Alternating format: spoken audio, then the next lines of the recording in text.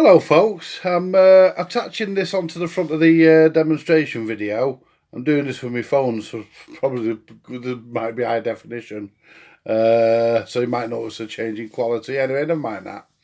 The reason why I'm doing this little intro is because I explained to the lady I purchased this from that I actually do restorations and repairs, and I do YouTube videos, and she said that she'd be interested to see it when it's done. So this front part here is for especially for you, Leslie love.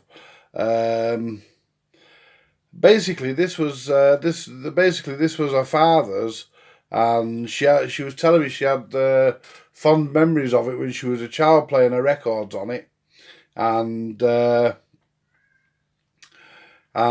you know, it was retired to the loft around about 1970, where it was banished to the loft, and it remained there until it was fished out just recently and offered for sale on eBay, whereupon I purchased it, and it's all now been I won't say restored, it's the word I'm looking for is renovated. It's been renovated. Look, it's all nice and clean under there. Everything shines. Look, it's nice. And that the trims come up really well. I had to double side tape this back on. I had to get that that light jewel out. That was a bit of a pain in the ass, but I did it without breaking or damaging anything. It needs new brassware, like handle and stuff, catches and whatnot. Because they're too far gone.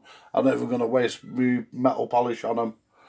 Anyway, here's the record deck, the Garrard 210 auto changer, which has been this has been thoroughly cleaned. There's videos on there of me doing this. This has been thoroughly cleaned and re-greased and oiled where it needs, greased and oiled where it needs it to be. This runs absolutely beautifully now. It's nice and smooth. It plays the records lovely. I've put a brand new second-hand cartridge in there. It's only a mono cartridge. I will change it at some point for a stereo compatible, but it's only a mono one at the moment. Anyway, and oh, pardon me. It's all, like I say, it's all had a bit of a spruce up. Let's have a look round the side. Oops, not much to see there, I'm afraid. But it's come up clean enough. It's come up well enough, I think. You know, and I like them to have a bit of age to them. Anyway, I like them to look like they've been used. I don't really like old record players that look like they've just come out of the box of brand new, because they're not brand new. No matter what you do to them, they're still a restored player. But that's it. It's I mean, there's still a bit of grounding grime, dirt on here, but there again, it spent all that time.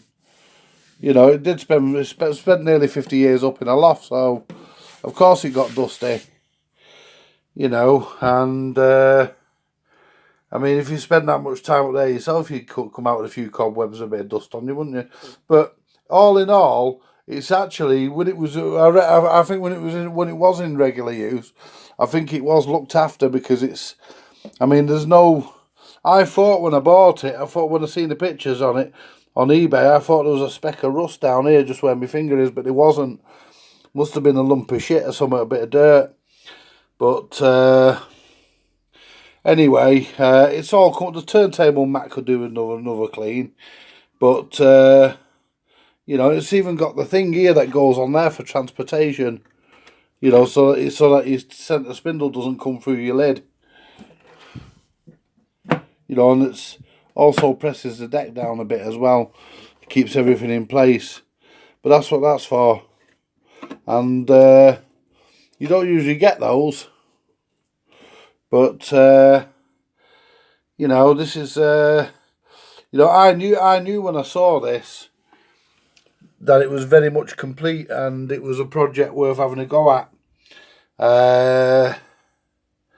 But yes, Leslie, your dad's old record player has been fully serviced. It's been recommissioned. It plays absolutely lovely. as if you keep watching the video, you'll hear it. Well, you won't really hear it. You'll hear it through my camera, but you know, it's yeah, it sounds really good now. It did sound a bit. I'll be honest, it did sound a bit shrill when I first tried it, because I used one of my rebuilt BSR cartridges. Anyway, what I've done, I've borrowed the one out of the radiogram in the hallway, out of the Peter Scott radiogram. And that seems to be a nice match, actually. It seems to really enjoy that cartridge. It sounds really well with it, and it's not too trebly or too shrill. It's just right. So I need to look for something along them lines. What I don't want to put in is a high voltage, a high sensitivity cartridge, like a 3-volt one, because that would be too much for it, because it's a push-pull amp and they don't need that. Anyway, on with less of me wittering, on with the demonstration. Enjoy the video, and thank you very much for watching. Bye for now, folks. Good evening, folks, and a very warm welcome. Where's my test record? Shit, where's my fucking test record gone?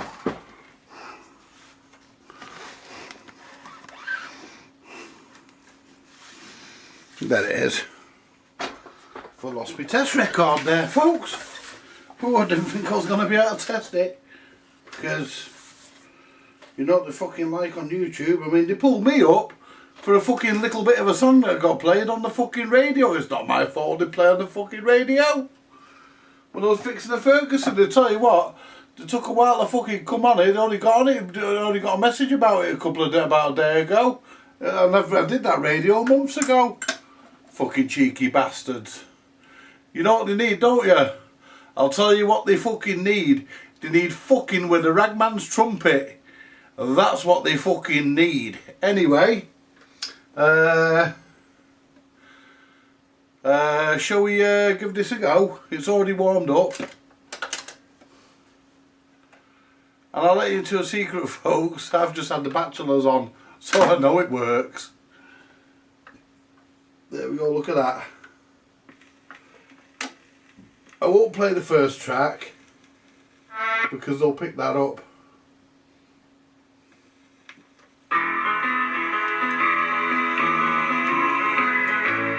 It does sound a bit shrill on certain records.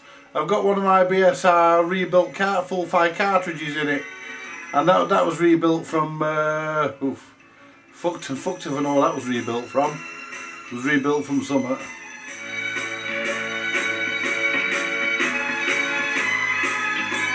If I put the lid down, and there's the treble.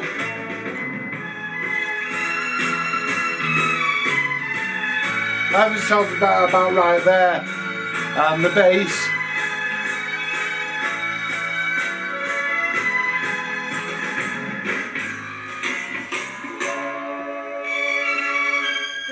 And in answer to George's question, no, George, the electrostatic tweeter isn't running. So I'm going to be looking at. I've got some PCO tweeters here, and what I'm thinking of doing is stripping the electrostatic tweeter down and building one of them into it. But obviously I'm not going to put 200 volts across it, or thereabouts, 220 volts or whatever it is. I'm not going to put that across it. I'm going to put it across the regular speaker with a crossover network. I'll do that, and then it'll have the look then, you see, because I think you can strip those speakers down. So you know, we'll have a look into doing that maybe. Anyway, I'm actually happy with it. I think it was 20 quid well spent, plus the £4 I gave the lady for fuel. You know, she only asked me for a couple of quid, but if I'd have had a fiver, I'd have given her a full fiver. But I only had £4. Well, I had a 20, but you know, when I opened my wallet, they give me a funny look, and like we didn't have, as if they didn't have change. So and you know, they were happy with a couple of quid, so I'll give them 4, so that made them double happy. Anyway, let's get this to the end. Whoops. And it does lift off at the end rather nicely. I have tested it. I had a bit of an issue with the adjuster at the back here. It had seized up, so that was some fun. And I lost the pin, and you know, I lost the screw. The screw fell out, and another packing thing fell out, and yeah, and I was all over the bench and all over the floor looking for bits that had fell out. I found them all, and we've got it all done. And it wouldn't be me, would it, if I didn't put a 45 on? So let's have a 45. I need to find a 45 that the fucking YouTube fuckers can't pick up on. I'll have to have a look through my records. I'll put the same one on I always put on. And it's weird this, because 45 is where you expect 33 to be.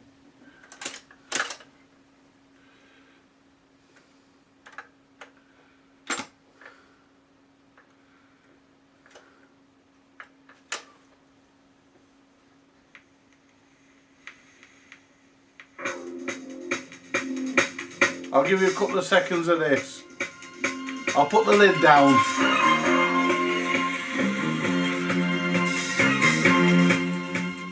I shouldn't be playing it out loud, it's 3 in the morning, but it's gone 3.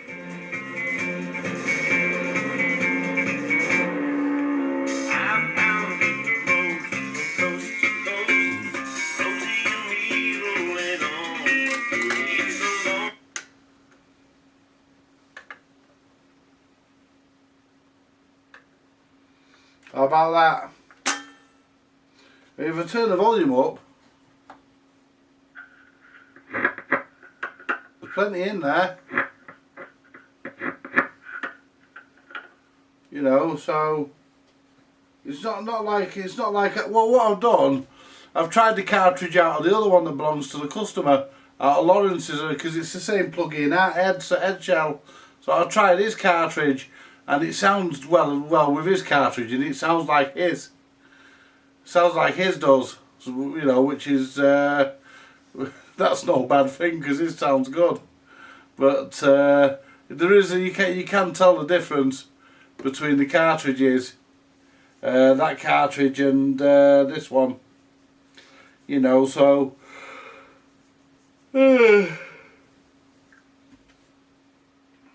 So that might be the route to take, but I'm not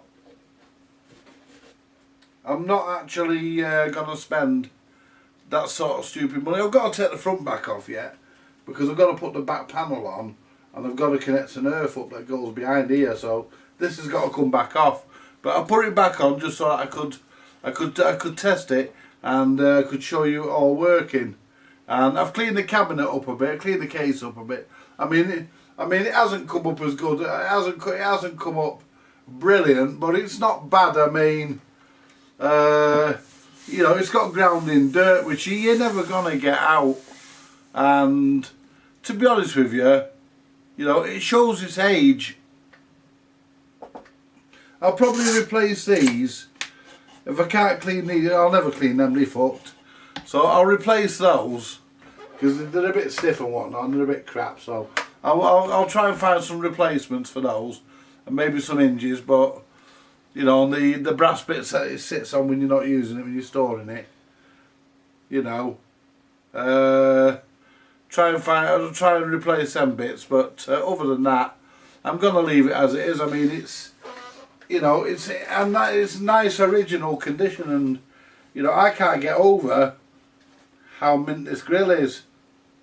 And I mean, there's not a mark on it, not a stain on it. I mean, it's unbelievable. You know, I bet if you could wash that with something, that would come up really good, but I'm not. I'm going to leave it. I've got to stick the trim on here. This is coming off, so this has got to be sorted. But I've got to do it with it in situ, because they always snap here where the jewel is for the light. They always break there, and you can't get that jewel out, not without great difficulty. So I'm not going to even attempt that. I'm gonna just try and glue it back on and get the adhesive behind it. you know, to hold it in place, because this is one of the best trims I've seen, and I don't want to knacker it up. Anyway, folks, that's the Bush SRP 31C in brown. I think it was supposed to be brown and cream. Originally, I think it would have been brown and cream, or it would have been chocolate and cream, or I don't know. What names did they give the colours for these? You know, but yeah, there we go. Anyway, folks, thanks for watching, and look out for more fun projects from the Vintage Electronics Workshop. See you later. Bye for now. Hi folks, I've just had a careful listen, put my ear to it, and yes, I am happy to report that the electrostatic tweeter is actually running. Probably why it sounds so trebly, but and slightly different, even with even with the cartridge out the other one. It's not exactly the same. It's similar, but it's not exactly the same. And I've just put my ear to it here, and I could hear it coming out. I could actually hear it coming out of here. So yeah, it is working. So that's another bonus. I didn't think it was at first, but yeah, it is. Probably, you know, but it really needs really needs a better responsive car. Could really do with a decent cartridge in it, but it'll have to have this one for now. Anyway, folks, I'm going to carry on listening to my Bachelor's LP. I'll catch us later. Bye for now.